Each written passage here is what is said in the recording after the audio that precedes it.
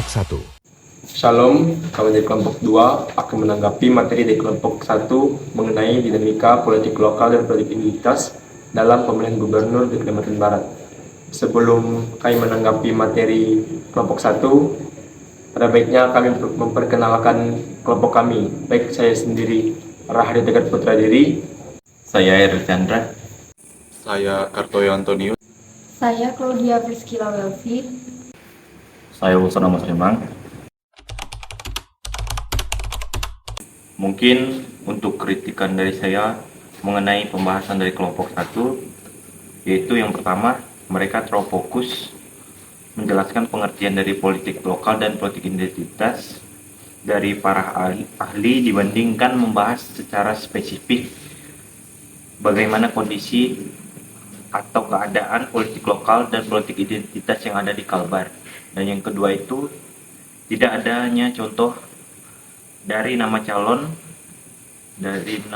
pilgub atau calon gubernur yang ada di Kalbar yang dianggap mungkin mewakili kelompok etnis ataupun sukunya secara terang-terangan. Dalam hal ini masih menjadi pembahasan yang harus dibahas dan diluruskan. Dan yang ketiga itu, dari pembahasan mereka tidak terdapat yang menjelaskan secara spesifik apakah politik lokal dan politik identitas di Kalbar dapat menjadi kekuatan untuk maju dan mendapat dukungan yang besar di kalangan masyarakat. Dinamika politik lokal dan politik identitas dalam pemilihan gubernur di Kalimantan Barat menggambarkan kompleksitas yang melibatkan berbagai aspek. Berikut adalah beberapa hasil analisis mendalam mengenai beberapa faktor yang mempengaruhi dinamika tersebut. Yang pertama, ada keanekaragaman etnis dan kultural. Kalbar adalah rumah bagi berbagai kelompok etnis seperti Dayak, Melayu, dan Tionghoa. Masing-masing kelompok ini memiliki budaya, bahasa, dan tradisi yang unik. Kandidat dalam pilgub seringkali berusaha untuk menarik simpati kelompok-kelompok ini melalui berbagai cara, seperti mengunjungi daerah dengan mayoritas etnis tertentu, menggunakan simbol-simbol budaya dalam kampanye, atau menjanjikan program-program yang mendukung kepentingan etnis tertentu. Politik identitas ini bisa memperkuat kohesi kelompok, tetapi juga dapat memicu ketegangan antar etnis jika tidak dikelola dengan baik. Yang kedua, ada persaingan kekuatan lokal. Persaingan di tingkat lokal melibatkan tokoh-tokoh politik yang memiliki pengaruh besar di daerah masing-masing. Tokoh-tokoh ini seringkali memiliki latar belakang yang kuat dalam komunitas lokal atau memiliki jaringan yang luas. Selain itu, mereka mungkin memiliki histori atau keluarga yang kuat dengan penduduk setempat, yang bisa digunakan untuk memperkuat dukungan politik. Persaingan antar konflik kepentingan dan seringkali memunculkan aliansi-aliansi sementara yang berfungsi untuk memenangkan pemilihan. Yang ketiga, ada isu-isu lokal dan regional. Isu-isu seperti pembangunan infrastruktur, akses ke layanan kesehatan dan pendidikan, serta pengelolaan sumber daya alam menjadi perhatian utama pemilih di Kalbar. Kandidat gubernur biasanya menyoroti rencana dan solusi mereka untuk isu-isu ini dalam kampanye mereka, seperti contoh isu deforestasi dan perlindungan hutan. Hujan menjadi sangat relevan mengingat pentingnya hutan bagi mata pencaharian masyarakat lokal dan keberlanjutan di lingkungan. Jadi menurut saya sendiri, materi dari pembahasan kelompok 1 itu masih kurang terperinci. Nah, contohnya konflik-konflik yang terjadi dikarenakan politik identitas semasa pemilihan gubernur dan dampaknya terhadap masyarakat itu tidak dijabarkan.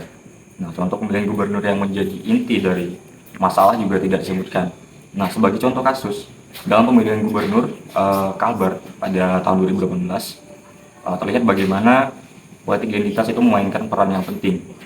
Nah, kandidat yang berasal dari kelompok etnis mayoritas seringkali mendapatkan dukungan yang lebih besar dan dari komunitas mereka sendiri. Konflik kepentingan etnis dan agama juga menjadi sorotan yang mempengaruhi dinamika kampanye dan hasil pemilihan. Mengenai implementasi kebijakan, perlu menyinggung tantangan spesifik seperti birokrasi dan resistensi kelompok tertentu. Kolaborasi dan sinkronisasi kebijakan memerlukan contoh konkret, dampak ketidaksejalanan antara pusat dan provinsi.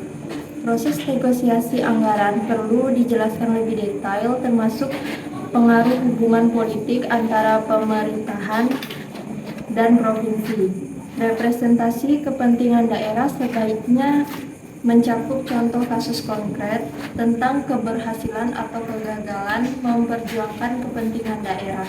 Analisis pengaruh politik perlu diperluas dengan dampak hubungan tegang dengan pemerintahan pusat. Dampak pada masyarakat perlu ditambahkan dengan contoh konkret pada layanan publik, kesempatan kerja, dan investasi. Saran mengenai pembahasan kelompok 1 dengan judul Dinamika Politik Lokal dan Politik Identitas di Kalimantan Barat. Kelompok 1 sebaiknya lebih banyak membahas bagaimana politik lokal dan politik identitas ditetapkan di Kalbar. Mereka bisa mencantumkan contoh-contoh nyata dari peristiwa politik atau dinamika yang terjadi di daerah tersebut untuk memberikan gambaran yang lebih jelas dan konkret tentang situasi sebenarnya di Kalbar. Lalu untuk memperkuat pembahasan, sebaiknya kelompok 1 menyebutkan nama-nama calon gubernur yang telah mencalonkan diri, terutama yang dianggap mewakili kelompok etnis atau suku tertentu. Ini akan membantu dalam memahami bagaimana politik identitas berperan dalam pemilihan gubernur di Kalimantan Barat. Serta kelompok 1 perlu meneliti dan menjelaskan apakah politik lokal dan politik identitas dapat menjadi kekuatan yang positif untuk kemajuan dan mendapatkan dukungan besar dari masyarakat atau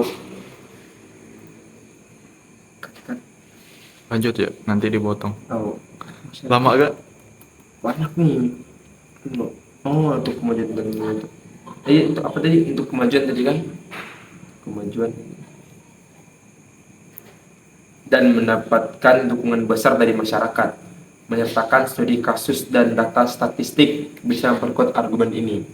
Untuk pembahasan harus mencakup bagaimana kekuatan partai politik tertentu dapat mempengaruhi dukungan masyarakat dari hasil pemilihan gubernur, identifikasi partai-partai yang dominan di Kalimantan Barat, dan analisis bagaimana mereka membentuk aliansi atau strategi untuk mendukung calon mereka. Kelompok 1 juga perlu menggali lebih dalam mengenai dampak konflik yang disebabkan oleh politik identitas selama pemilihan gubernur, termasuk bagaimana hal ini mempengaruhi masyarakat secara sosial dan ekonomi. Contoh konkret dari Pilgub 2018 bisa digunakan untuk memperjelas dampak ini. Jelaskan secara lebih mendetail bagaimana kebijakan gubernur terpilih berinteraksi dengan kebijakan pemerintah pusat. Sertakan contoh kebijakan spesifik yang diusung oleh para kandidat dan dampaknya terhadap Kalimantan Barat. Dan tambahkan contoh konkret tentang keberhasilan atau kegagalan gubernur terpilih dalam memperjuangkan kepentingan daerah Kalimantan Barat di tingkat nasional. Ini bisa mencakup proyek-proyek pembangunan, alokasi anggaran, atau kebijakan tertentu yang berdampak langsung pada masyarakat. Dengan memperbaiki dan menambah elemen tersebut, pembahasan kelompok 1 akan menjadi lebih komprehensif dan informatif, memberikan gambaran yang lebih jelas tentang dinamika politik lokal. Sekian dari kelompok kami. Kebenaran datangnya dari Tuhan, kesalahan datangnya dari setan. Kami adalah korban. Terima kasih. Shalom, Tuhan Yesus memberkati.